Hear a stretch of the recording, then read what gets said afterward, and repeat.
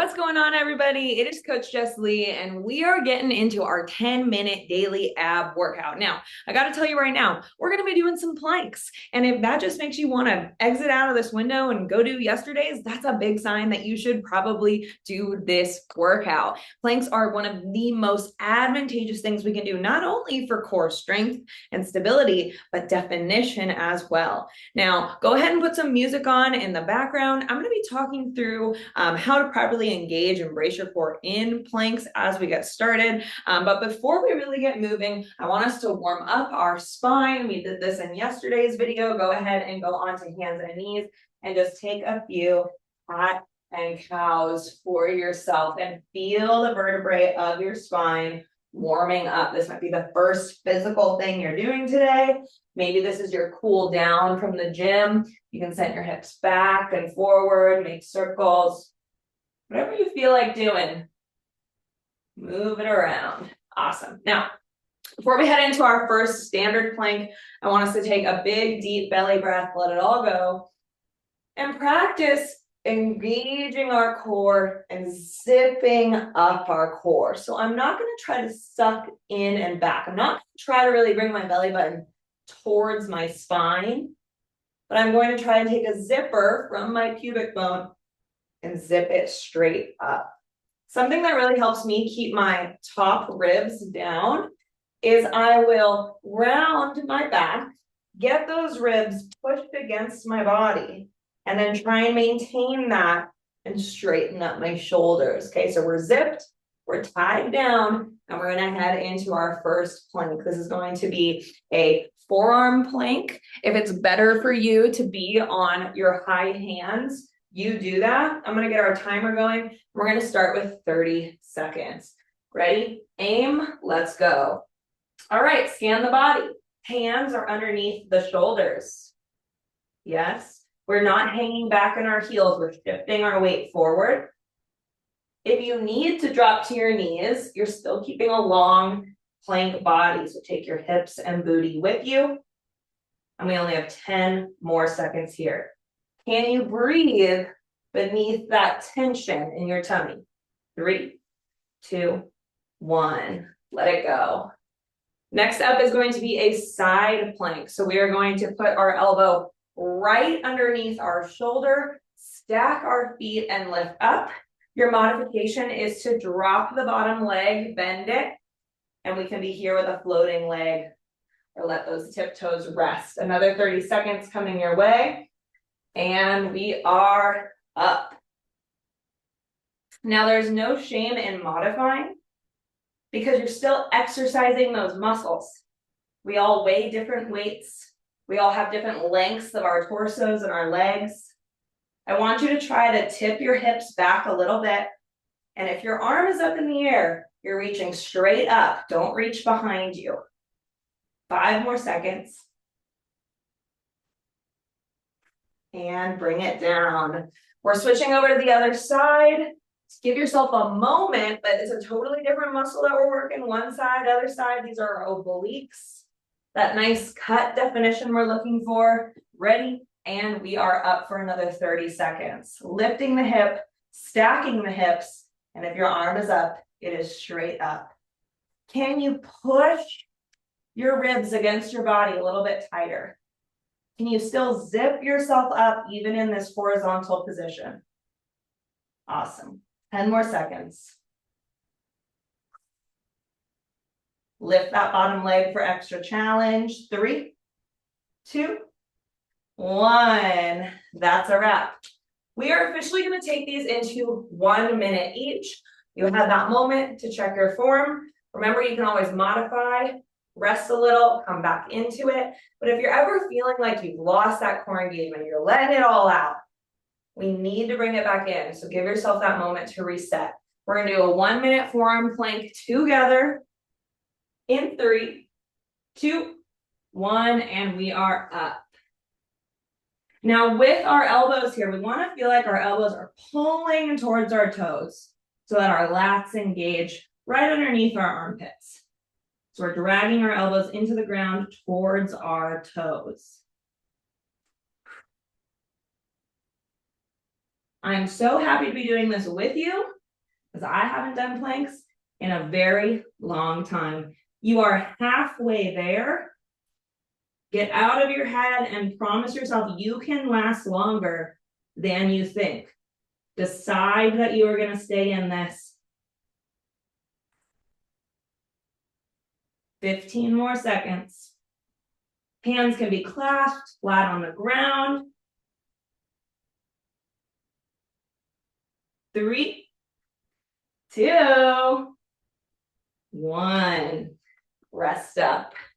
Now, if that was an extreme struggle for you, you'd be so surprised where it won't take that long to get to the 2 minutes, the 3 minutes. Your core strength will get so much stronger, but we have to be specific in training our planks. All right. So our side plank is coming up. We're giving our shoulders and elbows a little bit of rest. We're going to do 30 seconds on one side and immediately roll into the other side for 30 seconds. No break on this one. And we are up. Now, planks are a lot different than crunching, bicycle crunches, where we're flexing and extending our spine. We are literally just squeezing our core right now. And that is such a powerful tool for real definition, strength, and stability, rather than just flexing and extending our spine. We're going to switch sides. We're going to bring our elbows together. 3, 2, 1. Switch sides.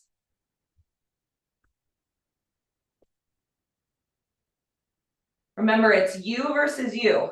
Planks are a big mental game where you are a lot stronger than you think.